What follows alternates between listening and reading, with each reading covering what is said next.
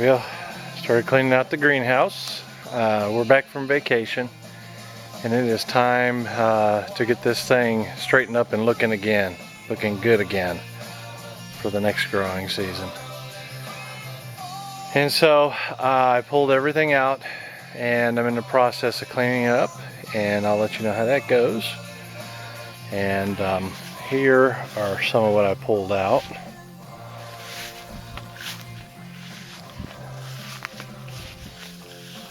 There's the trash. I'll haul that off.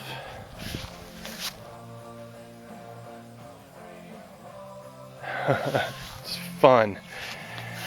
Difficult work, but still it's fun. It's starting to shape up, and I'm getting excited about that. So I'll bring you back after I've done a little more. Okay, greenhouse fabric is up, and I've lifted the returns so I can I'm going to take that pile right there, and I'm going to spread it out everywhere. I'm going to lay down some insecticide and some herbicide, kill some of that grass around the edge. I'm going to till it in and flatten it all back out and get it nice and level. Here's a little progress.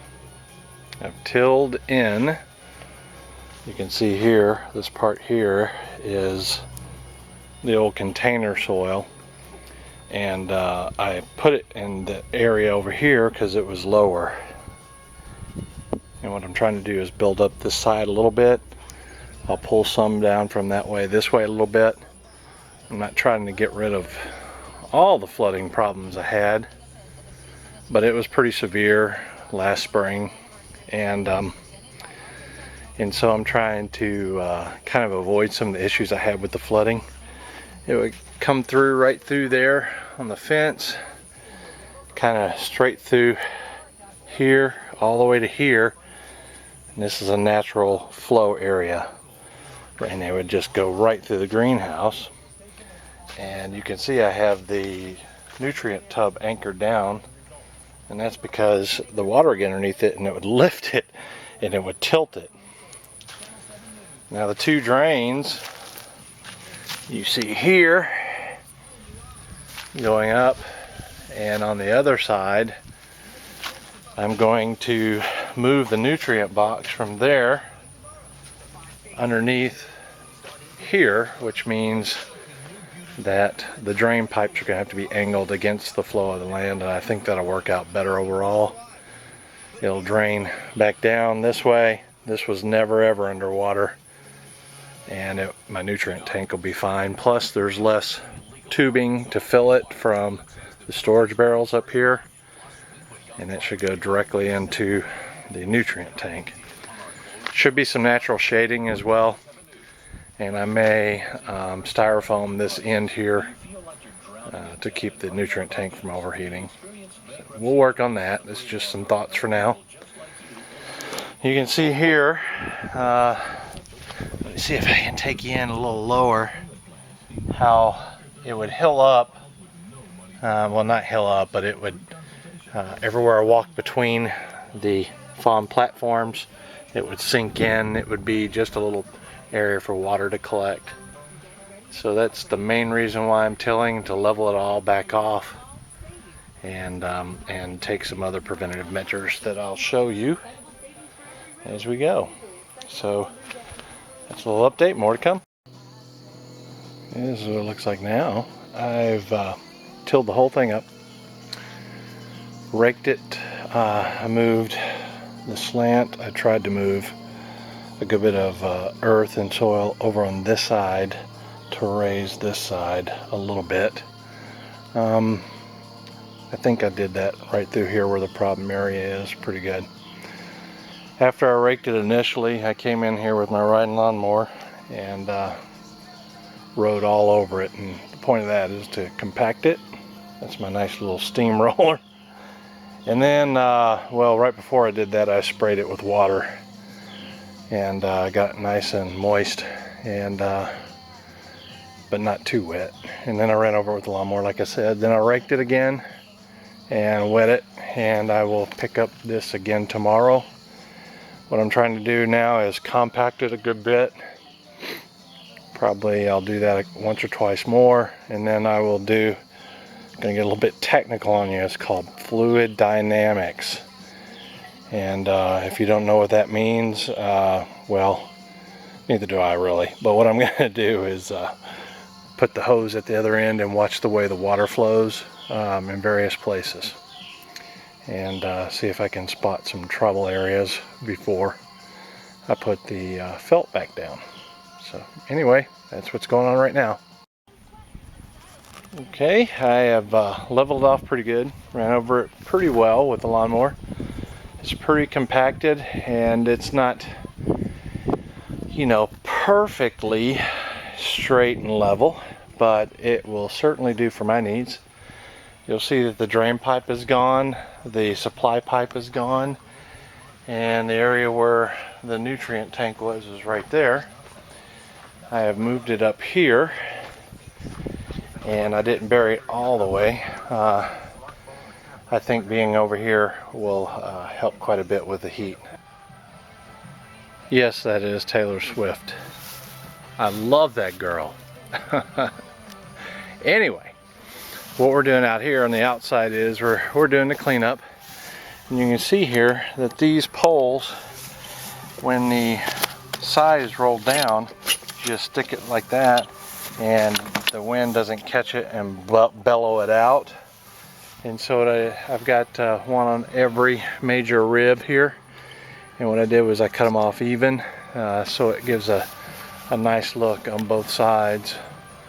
Also, what I'm going to do now is, if you can't see it, which I know you can see it, but if you haven't guessed, is this stuff here, this nastiness is from when the sides are rolled up, and what happens is debris and dust and all the other stuff falls down from the roof and catches in the roll. Might have been good to roll it the other direction, I'm not sure, but I'm okay with it, and I'm going to clean it off. Okay, I've cleaned off this side, and as you can see here, I've rolled it the other direction. That way nothing will collect in there. And it will just sit there dripping, running down and dripping off the end.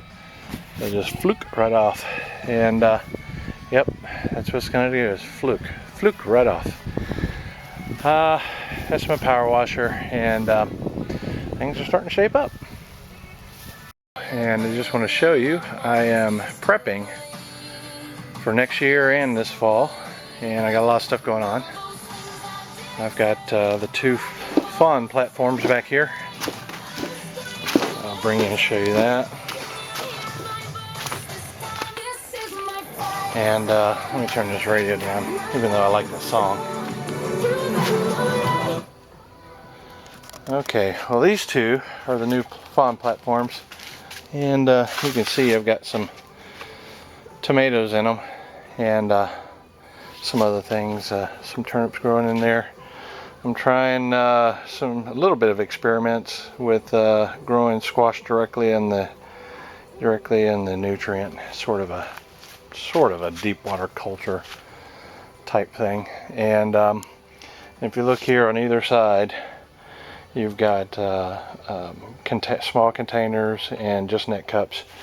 And with this, you can pull them up directly and plant just a net cup or just a small container. And I use the smaller containers when I'm planting something that doesn't like wet feet, at least in the beginning, like beans, and also besides that, I plant the soil over lower, and when I plant, like this is cauliflower, it tends to grow kind of tall and it can lean, along with cabbage especially.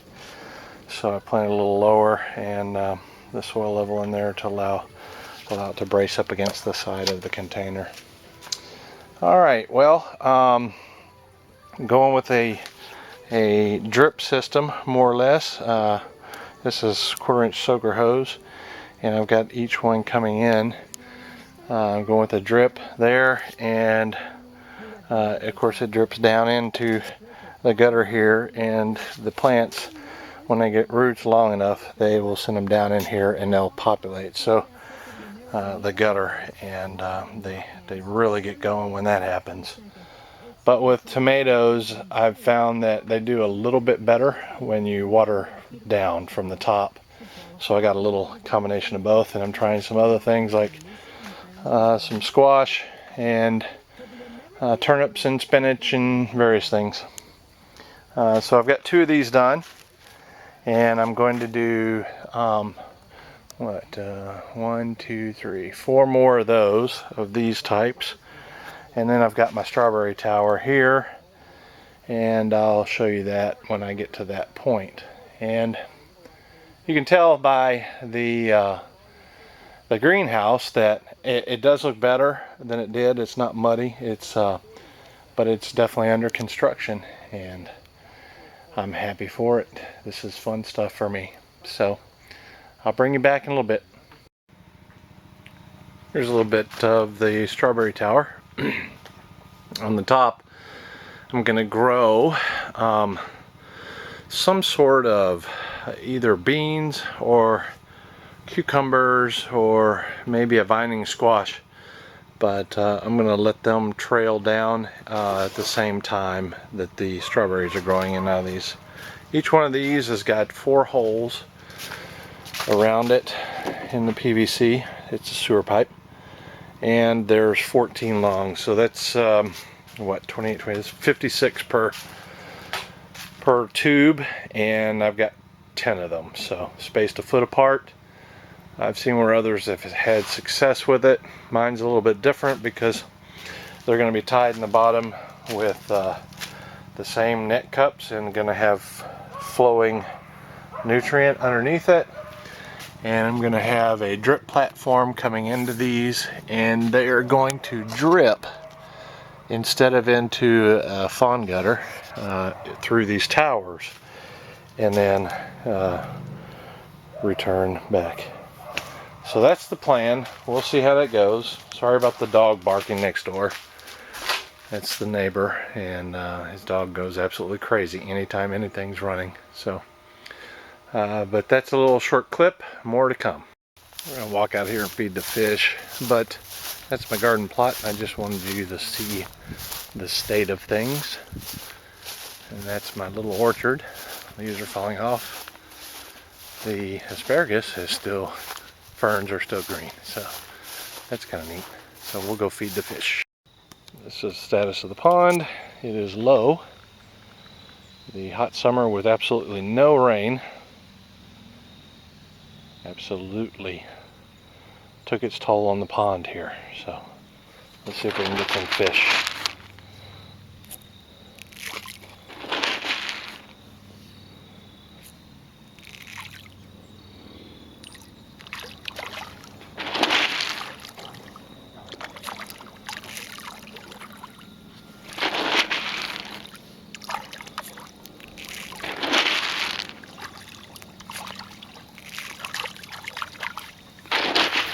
They're usually a little more active than this, popping the top pretty hard. Maybe it's because it's a cool day. The catfish are noticeably bigger. You'll see them come up in just a minute. They're usually a little behind the brim. There they come.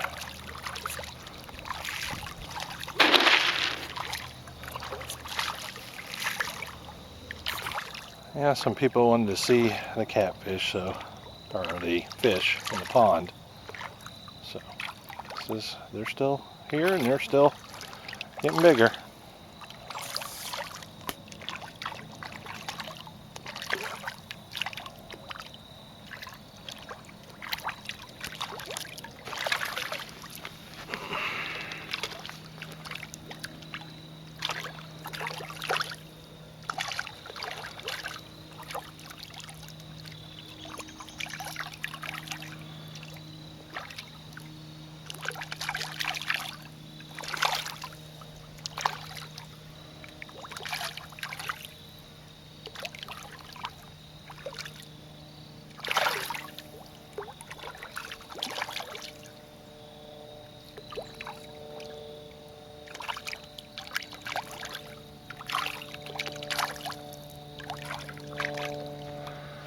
the simple things in life, isn't it, guys? Anyway, on to the next thing. Quick update on the grafting. What I've done here, if you don't follow me, is I attempted to graft 4 different types of pears I have in the orchard in the back onto this Cleveland pear. And I cut it completely off and grafted onto this one here and tried to graft several places. A lot of them took, but the high winds ripped them off, and you can see why kind of here. This is a live graft, and see how it's on the outside growing out around. I was afraid this one was going to also get caught by the wind, because see how tall it is, and it would have ripped right out and really frustrated me. So I took some EMT and I secured it to the tree with screws. Now it's done what I had hoped it would do, and I quit picking the little suckers off here. I had a lot more success with cleft grafting on the other big tree, and I'll show you that in just a second. So this 4-pear tree, originally it was a 4-pear tree, is now a 2-pear tree. I've got a graft growing here, which is a hood pear, and I've got, it's also hood over here growing. Let's see if I can get you to it. Right here is a Purdue. See the little P there? It's Purdue. So I've got Purdue and hood on this, and I need to get the Comus, and what was the other one I had? Moonglow. I need to get those. So what I'm going to do is I'm going to cleft graft them onto these suckers like here. That's a really good one, and they worked really good on the other tree. I got about 90% take, whereas here a lot of these didn't even take. Bark grafting. So I'm going to bring this one out really well, and I'm liking that it is taking and not dying with the remaining grafts. Okay, these are my cleft grafts, and the little wax wrap is already broken off. But these 2 are good. This one is a Comus, and it's good. It's real dainty. The Comus aren't as prolific, aren't as hardy. These 2 have taken, as you can see, here, and here. Those are Moonglow. I had one there that didn't take. Got, let's see here. Yeah, I got one here that didn't take, but the other one did, right here. Let's see. Yep, these took, both of these right here. They're not looking real healthy. I need to spray them next year. This one didn't take, but its cousin, wherever it is, yeah, right here, did take. It's not looking too healthy, partly because it's winter. And then of course these took here very nicely, right here and right here. So maybe we'll get some pears on my big ass Cleveland pear.